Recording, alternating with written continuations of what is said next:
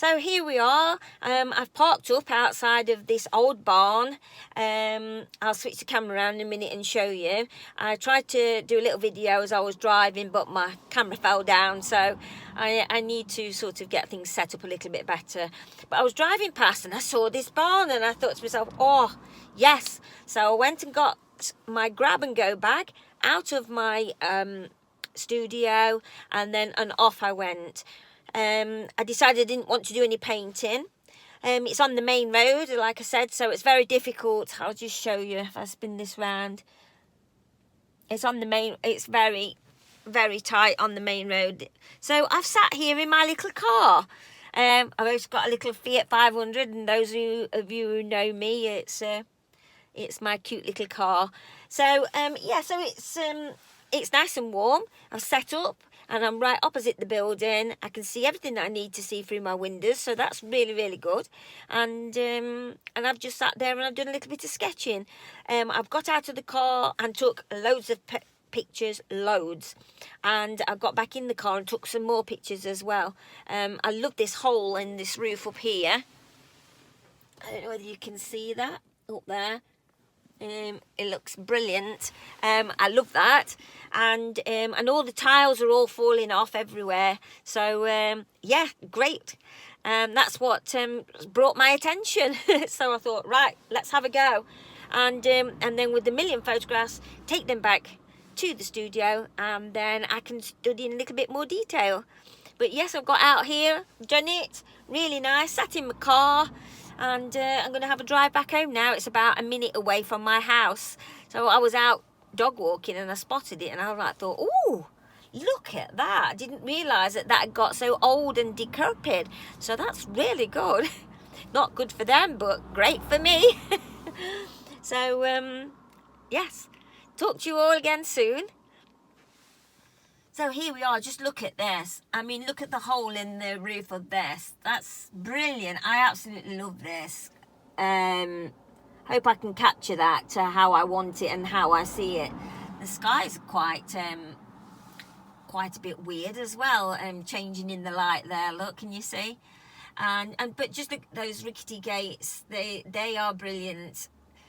Rusty, old, you know, falling off the hinges, just what I've been looking for. And I'm sat here in my car and thoroughly enjoying it.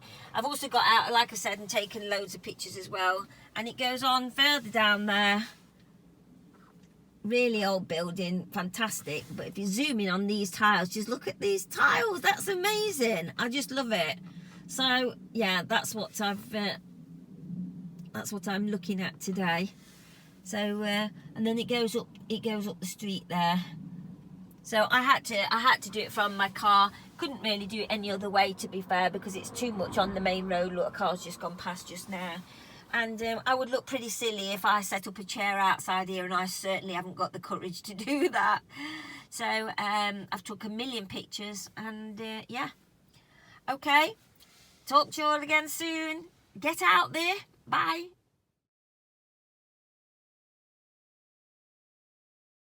So starting off with large shapes, getting the large shapes down first, I think that's really, really important. And then just working on from there. So a lot of these details, you see, you pick up just by being in front of, you know, of your sketch.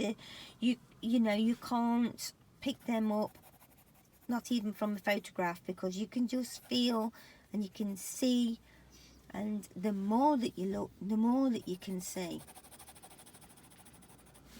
because it's you know, two old barns together, this is, and it's absolutely brilliant. Yeah, try not to stick onto one picture too much, so I'm flicking back now to my gates, seeing if there's anything else that I can pick up from these gates. And there is, that's very black underneath here.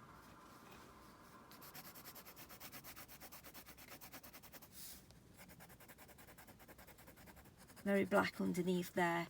And there's a big lock coming from here that I've missed. I probably would pick this up from a photograph, but you know, I may as well put it in while I'm here. And there's holes in this wood here. There's holes in this gate here, here, and then coming from here, there's another gate. This one's smaller, and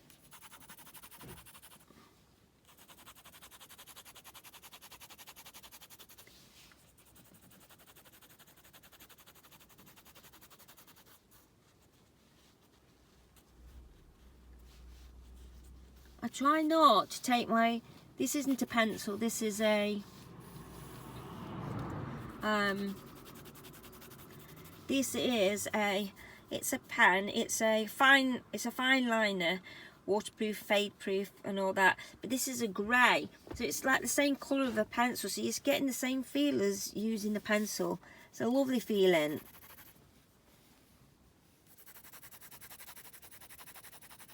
You can use it in the same way. I'm just getting down a lot of areas of where I need to go darker and lighter for at the end sketch.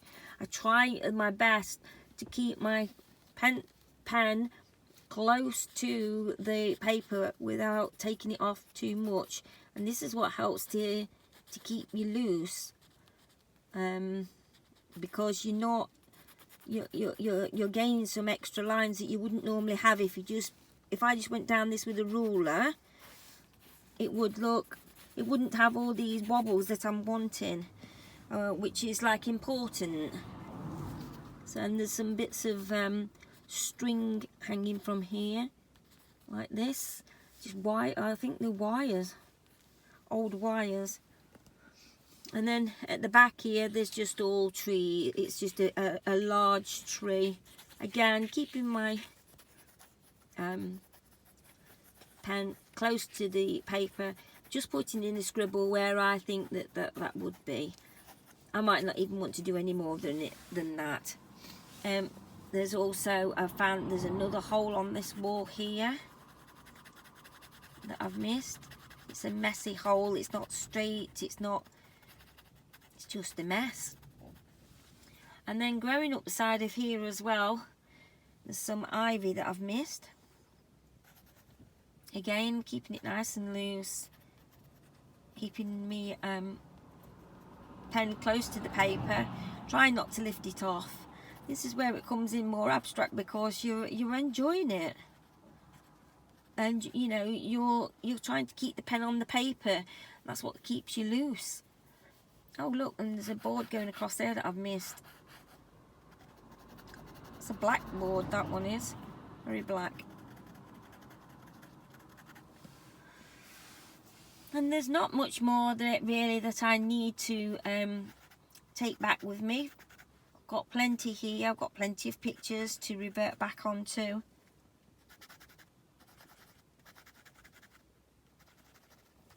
So yeah, pretty straightforward. It's got two nice pictures there then, on that page and on that page. And then obviously I can continue and do what I want. But that's how you go out and do it, guys, with your grab and go bag, and just enjoy. So the next stage now is to take all these beautiful photographs and videos and the book and the drawings and the mark making that I've just done, take them back to the studio and really look at those beautiful colours and see what I'm able to put in there. So absolutely brilliant, inspirational subject this time. I'm well happy. So I'll talk to you soon.